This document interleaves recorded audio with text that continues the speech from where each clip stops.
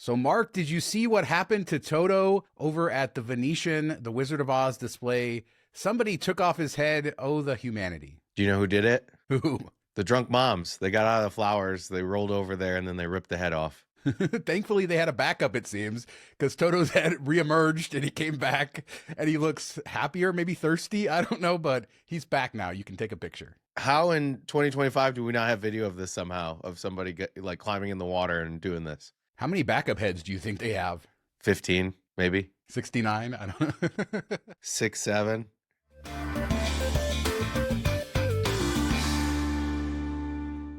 So Resorts World has come out with a new deal. They added paid parking. We talked about that recently, but they have a new deal where they're kind of phrasing this in a weird way. They're saying, we're going to buy you dinner on a 2-night minimum stay. And then they have different levels. So for Hilton, $100, and they say you get it at Junior's. Then different restaurants for Conrad's, you get $150, Crockford's $150. The truth is you can use it at most dining establishments. So it doesn't matter what they say is limited for that deal. I looked at the Hilton, the cheapest I could find, $303 for 2 nights, including all resort fees and taxes. That would be with a $100 credit. Conrad, $371 with a $150 credit.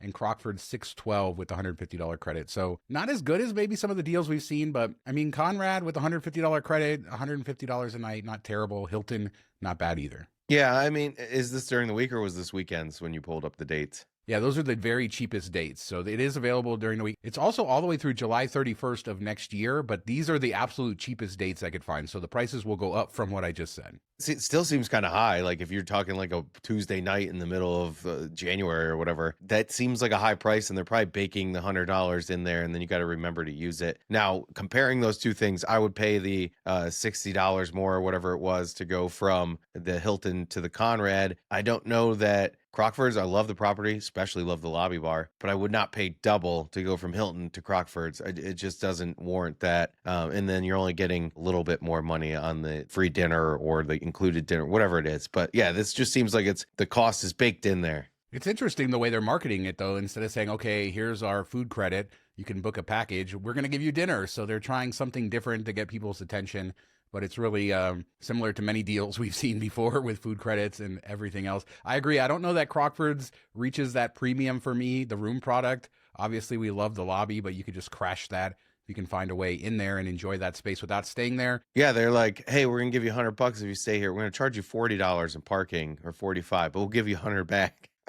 Not if you're a local, baby. Nevada plates. There was a lot of questions on the last show when we were talking about that.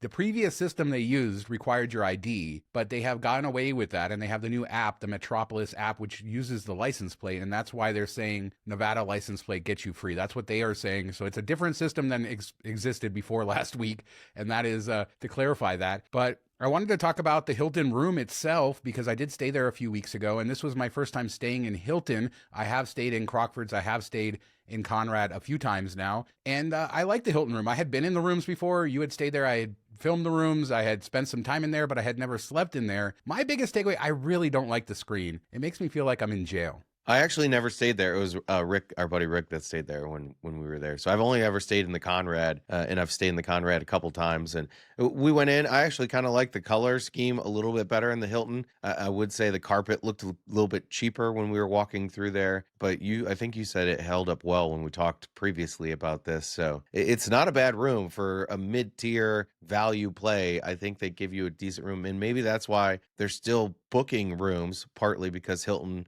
and people are booking through Hilton, but partly just because it's a decent value, and then they're getting the heck out of there and not spending any money on the casino floor. Yeah, and our stay was very interesting. The last time my wife had gambled there was Cinco de Mayo 2023, and then she received a comp offer for 2 nights, no resort fee, so completely free based on the play from 2 years before. So that kind of tells you how they're trying to draw people in, but their occupancy rate's not terrible, and I think that's right. Hilton is driving things. This isn't a unique hotel room for Vegas. This doesn't give you that Vegas allure, but it feels very much like a Hilton anywhere else, and that's not necessarily a bad thing for people Carpet, I really like it. Like you said, the room has held up well. I started with the only thing I really didn't like, and I have a lot of praise for this room. I think it's a solid value, especially if you're getting a good deal on it. We know the location. We know all the other things with Resorts World. Typical Hilton bed, very comfortable, nice bathroom. It's, what, a little over 400 square feet, so a pretty average size room. But other than looking outside and thinking I have bars on my window, I think it's great. Yeah, I'd say the Hilton hotel lives up to like expectations, probably surpasses what I would expect out of a Hilton in any city. And then the Conrad probably under delivers a bit just because that's my favorite brand with Hilton. And you kind of have these expectations, these certain design features they usually have, like better quality, darker woods, just that type of vibe. And you don't really feel that coming in here. I think they could have gone with a different brand there, and Conrad isn't really a good fit. Like Conrad would probably be more in line with Crockford's than it is with the actual Conrad. So I think if you're looking for budget, Hilton is perfectly fine. It's going to over deliver on the price point. And not to go too deep into this, but I will show you now a room at the Conrad Nashville I stayed in last year, and then I will show you a room at the Conrad Las Vegas, and you will see the difference in quality of the rooms to prove Mark's point. It really should just be all part of Hilton, but I like the property. I enjoyed staying there. The area's challenged, the walking between properties, Circus, Fontainebleau, Wynn. I made sure to walk and connect between all of them. It just doesn't feel great or connected, and that's really the issue that we all know is going on. But if the price is right, solid hotel room. Don't love the lobby. I already talked about that on a previous show. They need to bust out the wall, make the tiki bar part of the Hilton lobby. But other than that, good stuff. And make sure you check your offers, because even if you haven't been there in a long time, they are trying to drive business. No suns out, buns out, though. No, but they still got the statue, so it's all good. He's still there, showing his little egg booty. Your daughter's obsession lives on. So about a month ago, I talked about InKind, and a lot of you guys signed up, and thanks for that. I have a personal referral. This is not advertising. We don't work with them or anything, but they've added a ton of new restaurants, even in the last few weeks, Mark. I talked about Zaitinha, which is Jose Andres' new restaurant. They also have Bazaar Mar, his seafood restaurant, but they just added Doberman too. And there's probably 30 restaurants now within the tourist area, many high-end restaurants. So this is probably a good time. If you use my referral link, you get 25 off 50. But forget about that. I want to talk about going forward. You can almost always get in-kind gift cards 25 to 30% off, but a lot of times with like Black Friday, you'll get 40% off, and then they send out coupons. So you can combine the discount on the gift card with the coupons. If you just use the app and don't want to mess with that, you can get 20% back on all these restaurants directly through the app. You don't have to do anything else. So basically, if you're going to go to any of these restaurants, you should use InKind, because you will save, and you just pay your bill right through the app. These restaurants work directly with them. InKind is sort of their payment processor. Yeah, and I think Costco just had a deal where it was like $65 for a $100 gift card and stuff. So those deals at the warehouse clubs are usually happening fairly frequently, and you have all these options. Amex has Amex offers for InKind sometimes where you can load, or use your card to pay, and you get discounts there. So there's a ton of ways to stack this and get an even better deal, but the program alone is worth using, like you said. Yeah, and the reason I haven't talked about it more, I've talked about it occasionally. I did Rosa Mexicano a couple years ago. There just hasn't been that many restaurants, and they've just added so many. There's a ton of local ones too. So if you're local to Las Vegas, off the Strip, but so many, multiples in Planet Hollywood, multiples in Mandalay Bay, all up and down the Strip. They've done a great job of adding restaurants. So if you're coming, this should be part of your arsenal to save money and also get the good stuff that you want. Is Rira on there? No, Citizens is, and a couple other places inside Mandalay Bay. No Rira, losing. So speaking of losing, Michael Gahn, we love to talk about him. He owns the South Point. Doesn't lose. He's a winner, right? He has all the airport slot machines. You talk about winning, getting that route like 30, 40 years ago, getting that contract. Oh, wow. That was amazing. But he also owns the South Point. He started Coast Resorts, Sun Coast, Gold Coast, Barbary Coast, which will soon be the Vanderpump. When he was building the Sun Coast, he wanted to name it Sundance. And this was just an interesting story with Robert Redford, who passed away this week. He owned the Sundance, Ranch and Sundance Film Festival and all of that, threatened to sue Gahn. And Gahn said he did not want to get on the other side of the Sundance Kid, so he just gave up on the name. So we could have had the Sundance Casino, except we had two Sundance casinos in downtown Las Vegas. The original Sundance Hotel is now the D, and I think Mermaids was the Sundance West, which eventually turned into Circa. An interesting tie-in on a week that Robert Redford passed away, and we do not have a Sundance Casino. Yeah, rest in peace, Robert Redford, one of the best at his craft, and my lifetime, probably in the history of film and movies, and just so many great movies that I've watched and enjoyed and rewatched and bought. And man, great work. I never knew, and this is probably shameful, I never realized that he was behind Sundance Festival. Like, you always hear, oh, we're going to Sundance, we're going to Sundance. I never realized it was him. Do you know that meme with like the bearded guy sort of looking back that's all over the internet all the time? I didn't know that was him until this week. That's crazy. It's a nutty world. Definitely. It doesn't really look like him. It looks like he looks a bit like meatier than normal, or a bit rounder, so you don't realize it. But yeah, that's crazy. Yeah, it looks kind of like Zach Galifianakis. I don't know, but rest in peace, Robert Redford. So on a recent show, I talked about the Bellagio Conservatory, said they hadn't sent me the numbers, and now they sent the numbers, Mark. So should I say a couple numbers so people will feel more engaged with the conservatory? They have 700,000 autumn-colored leaves, 3 curious frogs, 24 natural birch poles, 150 owls, and 1 magnificent statue of Colossus. So there you go. You guys should go see it. It's really cool. You buried the lead. What's the weight of the biggest pumpkin? 667 pounds. Yeah, that's like insane. I don't know what you do with that after. That's a lot of pumpkin seeds. I hopefully cut them out and cooked them. Serve them in the buffet. Only $89 for pumpkin seeds. There you go. As a reminder, we have our Patreon. $5 a month gets you access to our weekly after show, goofiness, laughs, the fun side of Vegas behind the channel. Patreon.com/MTM Vegas for all the information. And thanks to everybody who supports us over there. So Q&A, we talked that we're going to answer some questions. And the first one I want to address here, what is Mark's beef with Harrah's Las Vegas? I saw this. I'm like, I didn't realize it was beef level. But no, I mean, everybody has properties, hotels, whatever it is that they just don't like. And that's one for me. It just, if I'm coming to Vegas, that's like the last hotel I want to stay at. There's nothing that's too inspiring to me. I think the best thing it had going for it was their Laurel/Diamond Lounge back in the day. You had to go upstairs for it, but it was one of my favorites of those. And man, just saying that, I haven't thought about those in for a while, but I really do miss them. And I miss just kind of like the one time we lounge hopped and went to every single one in one day. That was a fun day, and something you could only do back then. And but the pool is just like a regular pool you see anywhere else. There's nothing special about that.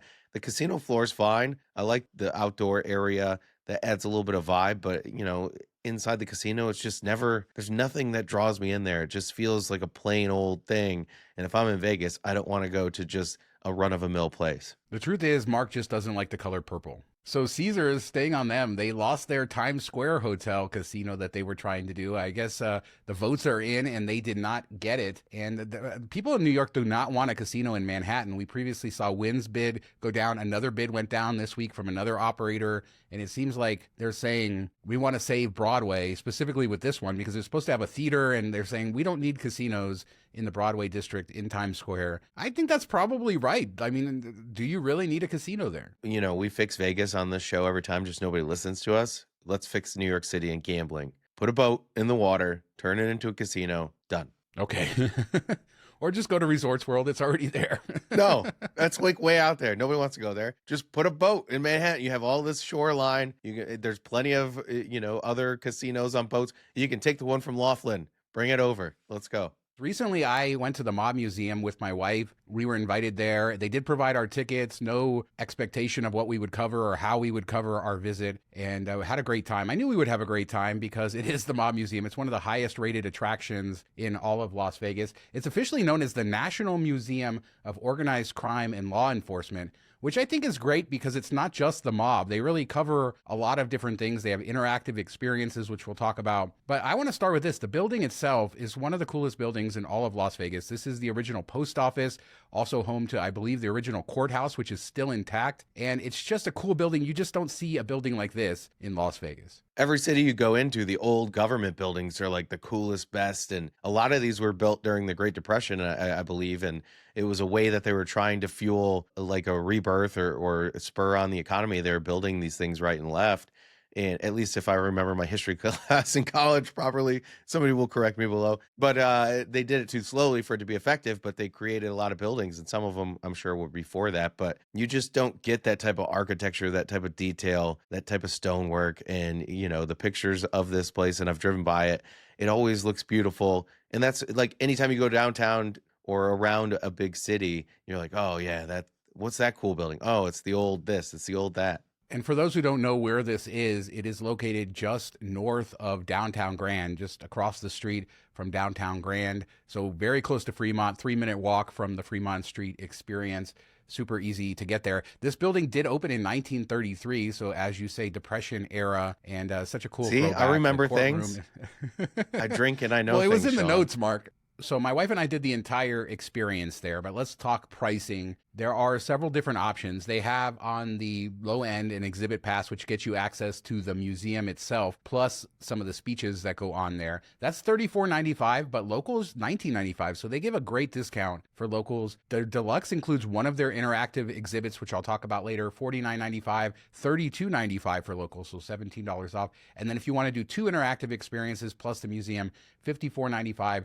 $37.95 for locals. I love these big local discounts. $55 for 2 interactive experiences. With everything so expensive in Vegas these days, I think this is a pretty good deal. So let's start with the museum itself. It goes through not only the mob era of the world, right? How the mob came to power, the big mobsters that you know, the 5 families in New York, the general mob history. But then there is also sections that deal with Las Vegas history, Bugsy. You have artifacts that are all over the place. And this is very good because it keeps your attention. You're not just looking at one subject matter the entire time. I was there for almost 3 hours, Mark. I was kind of like, am I going to get bored in 3 hours there? And because we were doing different things all of the time, I never felt bored. But they have stuff like the electric chair from Nevada from a long time ago.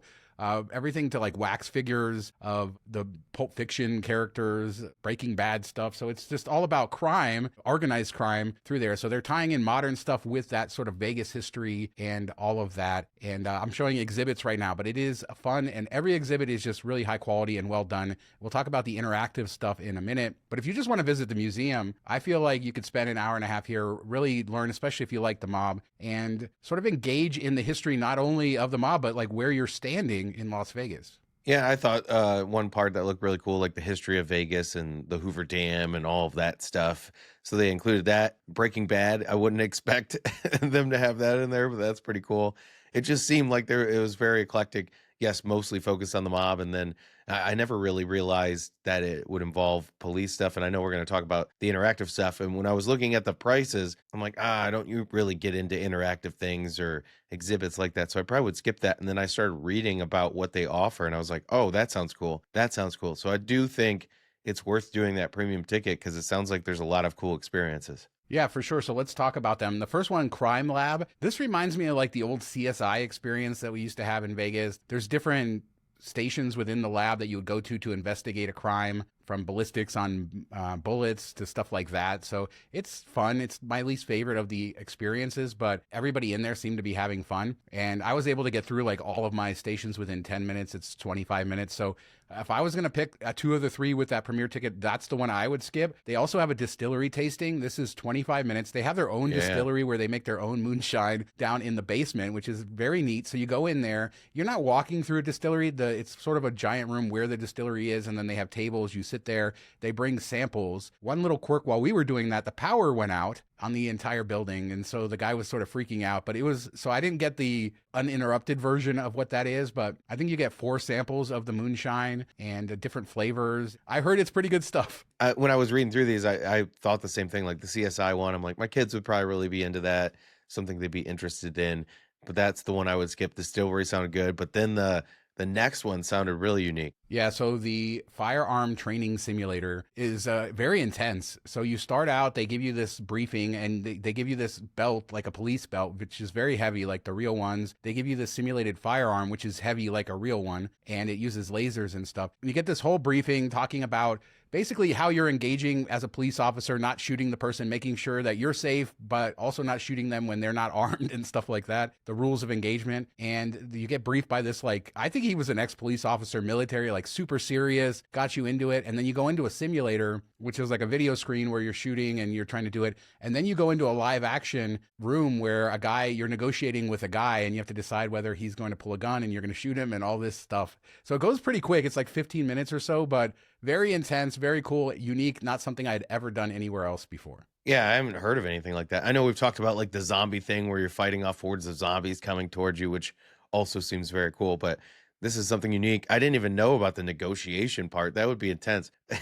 I don't know if I'd want to do it now. Yeah, it was a little overwhelming, and the guy was super like serious. So when we would mess up, I wonder if anybody is like, I can't handle this, just walks in and goes pew pew and then leaves and like totally takes them off. I don't think that would have gone over very well with our instructor. They want to tell you the serious side of this, and that's really what it is about. Now, because of the technology in there, I wasn't able to film inside of the simulator part, so that is the only part where we don't have video to show you. But that was my favorite of the interactive exhibits. The distillery tour, that is the ticket I would personally purchase with those two, the things. So $55, I think you're going to get more value than you get in many other places in Las Vegas. And then they also have the speakeasy. So when you're done, you can go to the speakeasy. Whoa. What? How does it compare to Tom Brady tickets? So at $45 or whatever, this is a significantly better museum, more complete. Yeah, see? I love right. the Hall of Excellence, but it is not to the scope of this beautiful museum, the Mob Museum. So even free. I think I'd rather this. pay $55 to go to the Mob Museum than free for Hall of Excellence. Two last things. They also have Frank Calabrese Jr. He's a guy who was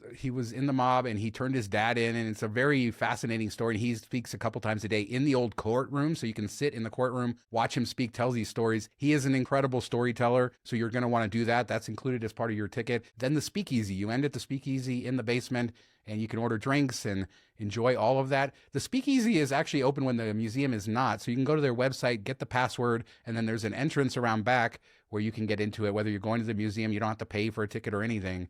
So make sure to check out the speakeasy, even if you're not doing the rest. A complete product, top to bottom. I was very surprised that it was. I knew I would love the museum and the history of it, but it really is very well done. And that's not just because they gave me tickets. I highly suggest that you go visit this place. All right, you got me at Speakeasy open after the museum. I think that's cool. How does it compare to the Meow Wolf bar, which was like an epic, very unique experience? Is it like almost as cool as that? I don't know that anything can be as cool, but is it like worth going out of your way up just to go to the Speakeasy? It's a Prohibition era speakeasy, so it's going to feel very much of the traditional. I mean, speakeasies have sort of jumped the shark now, where you have every type, but it's more of a traditional type speakeasy. They have this really cool private room too that the door can close in on. You can have this private room within the speakeasy where nobody can know you're there and all that. So that's very interesting as well. And the staff was great. Everybody was super friendly. We got a couple mocktails, which I'll show you, which were very good. So they have a nice mocktail menu. I think they were $9, and then drinks are a few dollars more. So very typical of drink prices in that area. And yeah, highly recommend doing all of it. 3 hours it took us. That seemed about all right. And I never got bored with anything I was doing, because once I was one place, one exhibit, I was on to the next, on to the next, on to the next. And it just seemed to work out pretty good. No, it sounds great, and something I've been wanting to check out, and you just confirmed that I need to make it a priority. Even if I can't make it to the museum, I should swing by the Speakeasy when I'm in the area. So let us know what you guys think about anything we talked about today. The Mob Museum, have you been there? Bellagio Conservatory, that 600-pound pumpkin. Why Mark hates Harrah's. Leave a comment. We do 2 shows a week, Tuesdays and Fridays, and we'll be back in a couple days with another show. Thanks so much for watching. Talk to you next time. Have a good week, everybody.